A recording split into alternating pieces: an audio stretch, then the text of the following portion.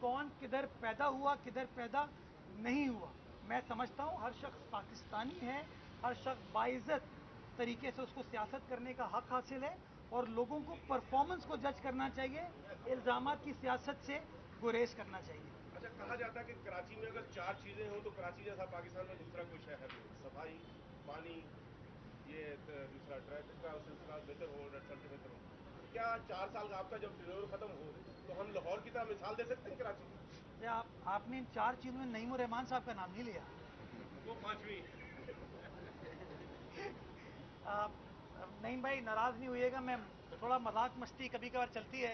आप इतनी चीजें करते हैं मेरे साथ, इतने इतने इल्जाम लगाते हैं, तो मैं तो सिर्फ हल्का फुल्का हल्की फुल्की भूख में हल्का फुल्का।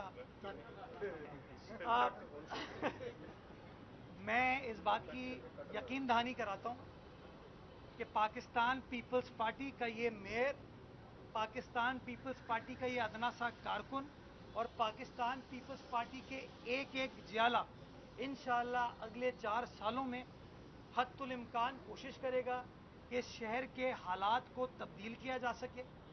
मैं कल भी शहर के राउंड पर था और शहर के राउंड में उस इलाके गया था जहां से मैं इलेक्शन नहीं लड़ा, जिस इलाके से हमारे मुखालफिन कामयाब हुए, लेकिन हम उस जगह पर खड़े हुए जहां पे नईमुर रहमान साहब इलेक्ट हुए थे और वहां पे भी अल्हम्दुलिल्लाह वो मंसूबे चल रहे हैं जो कि मेरी सियासी जमात ने, मेरी हुकूमत ने स्टार्ट किया, जिसका संगे बुनियाद मैंने रखा था।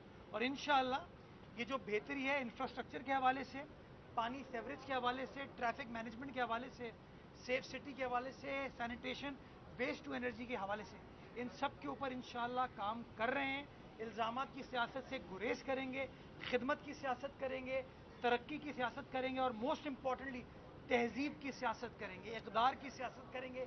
इल्ज़ामात से गुरेज करते हुए कराची वालों को बताएंगे कि ये पीपल्स पार्टी का मंशूर है कि किस तरह काम किया जाता है। फिर कराची वाले फैसला करेंगे कि उनको इल्ज़ामात की सियासत अच्छी लगती है, प्रेस कॉन्फ्रेंस की सियासत अच्छी लगती है या खिदमत की सियासत अच्छी लगती है। ये बताइए कि आप तो तनकीद की सियासत नहीं कर रहे हैं, लेकिन तकरीबन 16 माह इत्तेहादी रहने के बाद अब नून लीग और पीपल्स पार्टी आमने सामने नजर आ रही है और एक दूसरे पर तनकीद कर रही है। इलेक्शन का समय है या रिवायती अंदाज है? देखिए, इलेक्शन के ज़माने में तनकीद के निस्तर सब चलाते हैं और हर सियासी जमात को यह हक हासिल है कि तनकीद करे। अब एमक्यूएम की मिसाल ले लें, हुकूमत में होते हैं और हुकूमत जैसी ख़त्म होती है तो फिर तनकीद शुरू कर देते हैं। तनकीद सबका हक है, लेकिन मैं समझता हूँ हमें इश्यूज़ को आइडेंटिफाई करके हल करने की ज़रूरत है। अब आप देख लें ना, गवर्नर साहब को और हाफिज़ नईमुर रहमान साहब को तनकीद खेल रहे थे, फिर मुलाकात हो गई, फिर प्रेस कॉन्फ्रेंस की, सबने समझा कि मामला तय पा गया। उसके बाद नईमुर रहमान साहब ने ऐलान किया कि मैं गवर्नर हाउस के बाहर एहतजाज करूंगा। मुझे समझ नहीं आता एहतजाज करने से, वो जैनब मार्केट की सड़क ब्लॉक करने से क्या कराची वालों के मसाइल हल हो जाएंगे? मेरे भाई ने भी सवाल पूछा और कहा कि ट्रैफिक इस शहर का एक बड़ा संगीन मसला है, तो ये जो ब्लॉक कर देते हैं सड़कों को, कभी शारे फैसल ब्लॉक करते हैं, कभी रीगल चौक ब्लॉक करते हैं, कभी गवर्नर हाउस के सामने ब्लॉक करने की कोशिश करेंगे, कभी सिटी काउंसिल में चीज़ों को सबोटाज करने की कोशिश करते हैं। मुझे बताइए क्या इन चीज़ों से मसाइल हल होते हैं? मैं आज भी ये ऑफर करता हूँ कि ये शहर में पीपल्स पार्टी भी है, एमक्यूएम भी है, जमात भी है, पीटीआई भी है, जेयूआई भी है, नून लीग भी है।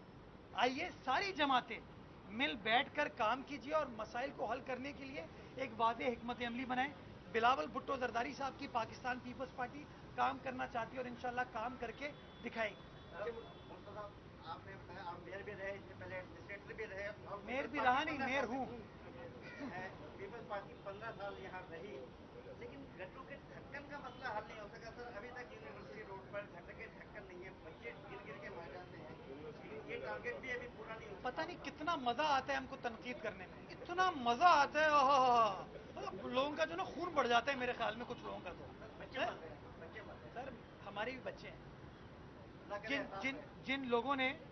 जिन लोगों ने इस शहर के इंफ्रास्ट्रक्चर को, सड़कों को कमर्शलाइज करके तबाह किया ना, जिन लोगों ने पार्कों पे चाइना कटिंग करने की बुनियाद रखी ना, वो लोग तनकीद करते हैं ना तो दुख होता है मुझे। ये शहर, वो मेरे भाई ने सवाल पूछा ना, ये शहर को क्या आप लाहौर बना पाएंगे? ये शहर, इस शहर में 70s में सर्कुलर रेलवे चलती थी ना, ज़ियाउल हक साहब के दौर में पहली बार सर्कुलर रेलवे के रूट को कम किया गया। कौन इत्तेहादी थे ज़ियाउल हक साहब के? कौन मेयर था उस जमाने में जिसने मैंडेट चुराया था पीपल्स पार्टी का 79 में? कौन था 83 में मेयर? अब्दुल सत्तार अफगानी साहब, जमात इस्लामी। किसके दौर में कमर्शलाइजेशन हुई सड़कों की? किसके दौर में ये बिलबोर्ड माफिया स्टार्ट हुई? बड़े फखरिया अंदाज से जाहिद सईद साहब कह रहे थे उस दिन, मेरे बड़े भाई हैं, मेरे मोहसिन हैं, मैं इज्जत करता हूँ, मेरी वालदा के साथ काम किया उन्होंने। वो कह रहे थे कि नेमतुल्लाह साहब ने मुझे बुलाया और कहा कि जाहिद, आउटडोर एडवर्टीजमेंट तुम्हारी जिम्मेदारी है, दयानत के साथ काम करना, इस पैसे को शहर के इंफ्रास्ट्रक्चर के लिए खर्च करेंगे। नतीजा ये हुआ, बताते हैं कि मैंने एफटीसी का फ्लाईओवर इस तरह बनाया। At what cost? कॉस्ट क्या थी? आपने हर फुटपाथ पे इतने बड़े बड़े बिलबोर्ड लगा दिए थे।